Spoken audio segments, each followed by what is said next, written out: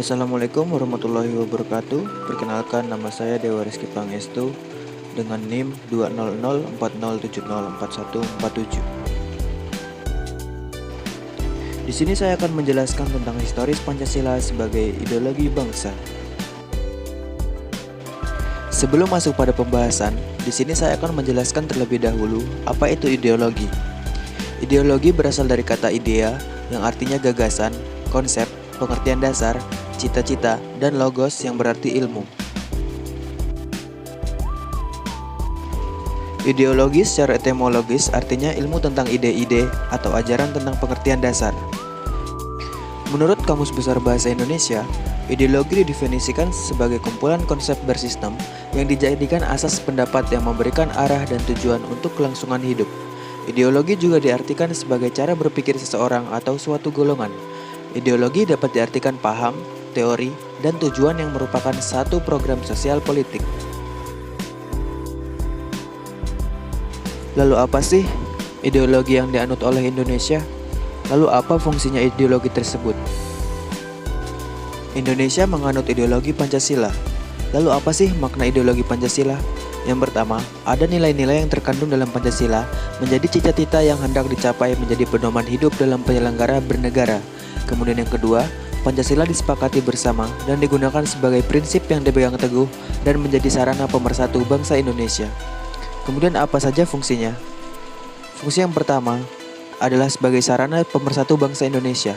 Kemudian yang kedua, membimbing dan mengarahkan bangsa Indonesia untuk mencapai tujuan.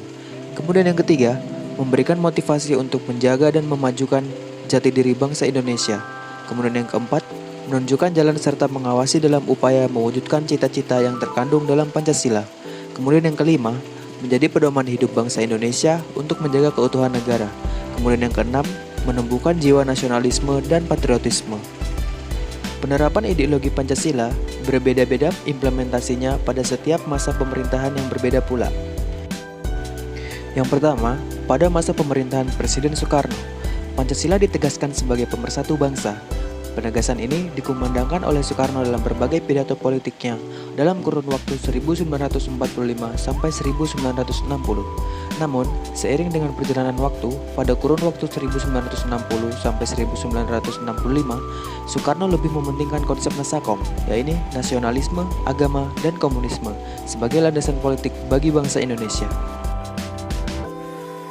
Kemudian yang kedua, pada masa pemerintahan Presiden Soeharto, Pancasila dijadikan sebagai asas tunggal bagi organisasi politik dan organisasi kemasyarakatan. Periode ini diawali dengan keluarnya TAP MPR nomor 2 tahun 1978 tentang pemasyarakatan nilai-nilai Pancasila.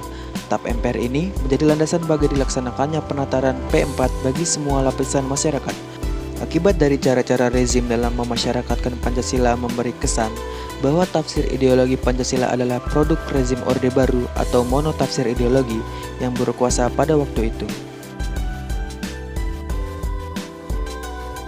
Kemudian yang ketiga adalah pada masa pemerintahan Presiden Habibie. Presiden Habibie menggantikan Presiden Soeharto yang mundur pada 21 Mei 1998. Atas desakan berbagai pihak, Habibie menghapus penataran P4. Pada masa sekarang ini, resonansi Pancasila kurang bergema karena pemerintahan Habibie lebih disibukkan masalah politis, baik dalam negeri maupun luar negeri. Lembaga yang bertanggung jawab terhadap sosialisasi Pancasila dibubarkan berdasarkan Kepres nomor 27 tahun 1999 tentang pencabutan Kepres nomor 10 tahun 1979 tentang Badan Pembinaan Pendidikan Pelaksanaan Pedoman Penghayatan dan Pengamalan Pancasila (BP7).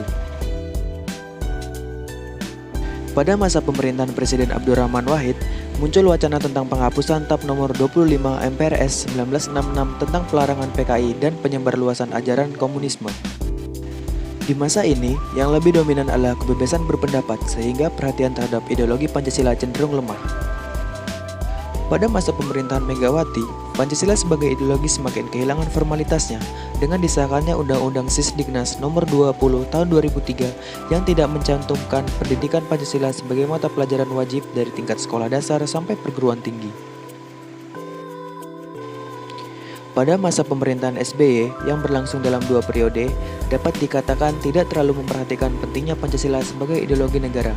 Hal ini dapat dilihat dari belum adanya upaya untuk membentuk suatu lembaga yang berwenang untuk menjaga dan mengawal Pancasila sebagai dasar negara dan ideologi negara, sebagaimana diamanatkan oleh Kepres nomor 27 tahun 1999. Suasana politik lebih banyak ditandai dengan pertarungan politik untuk memperebutkan kekuasaan atau meraih suara sebanyak-banyaknya dalam pemilu. Mendekati akhir masa jabatannya, Presiden SBY menandatangani Undang-Undang RI Nomor 12 Tahun 2012 tentang pendidikan tinggi yang mencantumkan mata kuliah Pancasila sebagai mata kuliah wajib pada pasal 35 ayat 3.